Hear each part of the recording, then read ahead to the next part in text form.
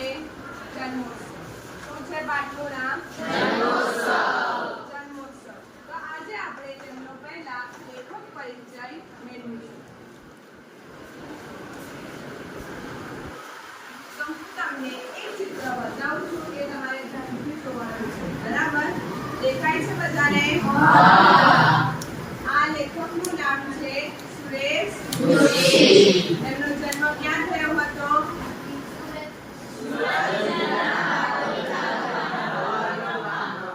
ખૂબ સરસ. અને તેમનો જન્મ ક્યાં થયો? 1921 ના રોજ તેમનો જન્મ થયો હતો. તેમનું મૃત્યુ ક્યારે થયું?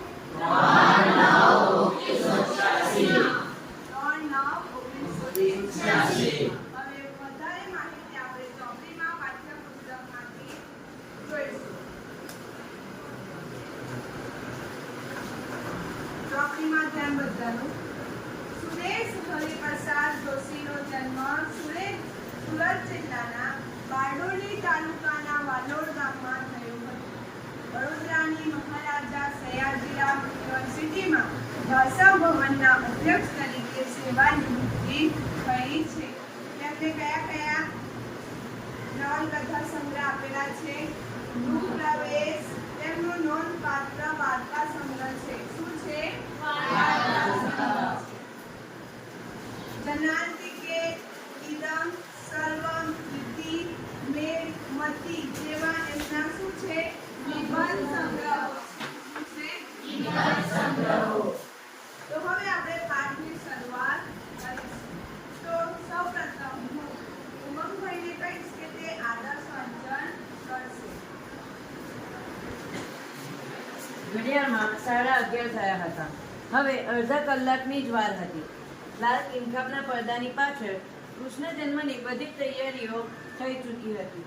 વૃંદાવન વનદાસનો મોટો દીકરો અસિત અમેરિકા જઈને ઇલેક્ટ્રિકલ એન્જિનિયરિંગનું ખાસ શિક્ષણ પ્રાપ્ત કર્યું હતું. એને બધાને આશ્ચર્યમાં ગળકાઓ કરી નાખી એવી તરકીબ રચી હતી. કારાગૃહમાં કૃષ્ણ જન્મનો વર્ષા, વસુદેવનું કૃષ્ણને લઈને જમુના ઓળંગીને ગોકુળ જવું, આ બધું વીજળીની કળામતથી સાદ્રશ્ય બનતું હતું. આથી આપણે લેખક પરિચય જોયો ને? હા. તો એમાં જો કેટલાક પ્રશ્નો પૂછે. આ પાઠના લેખકનું નામ શું છે? હા કરણભાઈ, તમે જણાવો. સુરેશ જોશી. ખૂબ સરસ. સુરેશ જોશી. જન્મોત્સવ પાઠનો સાહિત્ય પ્રકાર શું છે? અયાનભાઈ, તમે જણાવો. નવલિકા. શું છે? નવલિકા. તેનો સાહિત્ય પ્રકાર શું છે? નવલિકા. ખૂબ સરસ. બેસી જાઓ. હવે હું કેટલાક શબ્દ તમને પૂછું છું, તેનો તમારે જવાબ આપવાનો રહેશે.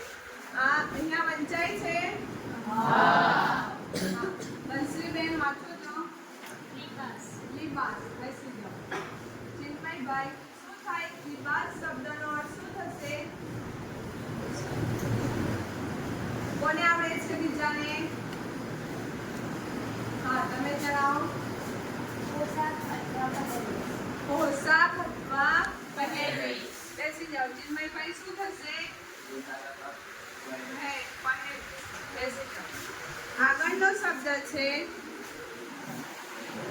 વાંચો મગભાઈ. હા, એનો અર્થ શું થશે? બેસી જાઓ. શું થશે? અભાગ્ય. ખૂબ સરસ. બેસી જાઓ. બીજો શબ્દ છે, વીરભાઈ વાંચો આ શબ્દ. તુમુલ. દેખાય છે બધાને? હા. તુમુલ શબ્દનો અર્થ શું થશે? ઓયાનભાઈ. હા, શું થશે? જોરથી બોલો. દારૂણ અથવા ભયાનક. ખૂબ સરસ. બેસી જાઓ. બીજો એક શબ્દ છે, શું છે? એનો અર્થ શું થશે? રુદ્રભાઈ. એકદમ શાંત હોવું. હા, શું?